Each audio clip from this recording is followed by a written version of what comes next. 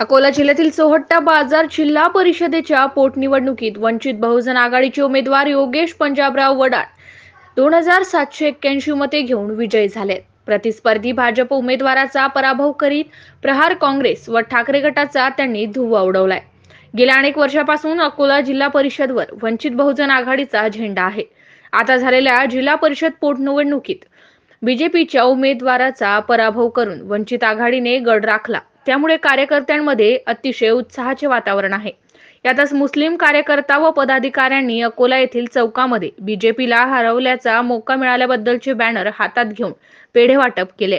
यावेळी वंचित बहुजन आघाडीचे प्रदेश प्रवक्ता इम्तियाज नदाफ यांनी ये तो ट्रेलर है, पिक्चर अभी बाकी है अशा शब्दात येणाऱ्या लोकसभा विधानसभा निवडणुकीत वंचित बहुजन आघाडीचा दणदणीत विजय घडवून येणार असल्याचे प्रतिपादन केले आहे। MCN न्यूज मराठी करिता रवी शेगोकार।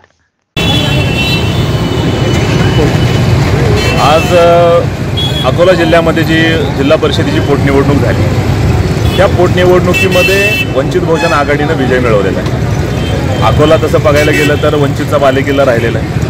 महाराष्ट्राच्या राजकारणामध्ये अकोला हे वंचित आणि आंबेडकर घराण्याशी एकनिष्ठता दाखवण्यामध्ये नेहमीच अग्रेसर आहे। पण या निवडणुकीने एक वेगळा संदेश पण दिलेला आहे की भविष्यामध्ये भारतीय जनता पक्षाला हरवण्याची ताकद थोड्याशा प्रयत्नानं आणि थोड्याशा एकजुटीनं ही वंचितमध्ये सुद्धा तयार होऊ शकते। ज्या लोकांना असं वाटत होतं की सेक्युलरिझमचा चोला घालून ते एकमेव पर्याय बीजेपीला हरवण्यासाठी, अशा लोकांच्या डोळ्यामध्ये झणझणीत अंजन घालण्याचं काम वंचित बहुजन आघाडीनं आज केलेलं आहे। वंचित बहुजन आघाडी या महाराष्ट्रातला एक मेनस्ट्रीम पक्ष म्हणून स्वतःची जागा आता बनवतोय आणि येणाऱ्या काळामध्ये जर या सेक्युलरवाद्यांना जर असं याची जर जाण नाही झाली आणि सेक्युलरिझमच्या नावाखाली ते ज्या पद्धतीचा एक प्रस्थापित वर्ग चालवत आहेत, ज्याला आमचे बाळासाहेब आंबेडकर निजामी म्हणतात, ते निजामशाहीचा पुरस्कार करणारी जी माणसं या महाराष्ट्राच्या राजकारणामध्ये आहेत, की ज्यांनी छत्रपती शिवरायांच्या काळामध्ये सुद्धा छत्रपती शिवरायांना विरोध करणारी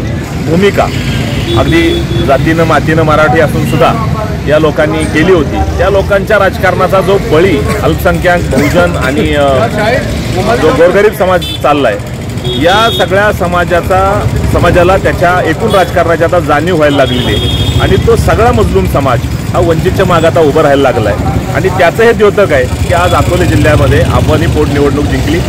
येणाऱ्या काळामध्ये याच एकजुटीचा फायदा घेत आम्ही अकोल्याची जी लोकसभा आहे ती आदरणीय बाळासाहेब आंबेडकरांच्या नेतृत्वामध्ये स्वतः बाळासाहेब आंबेडकरांना आम्ही विजयी केल्याशिवाय राहणार नाही आणि ती जी सीट आम्ही जिंकणार आहोत त्याची नांदी या जिल्हा परिषद पोटनिवडणुकीनं आज करून दिलेली आहे।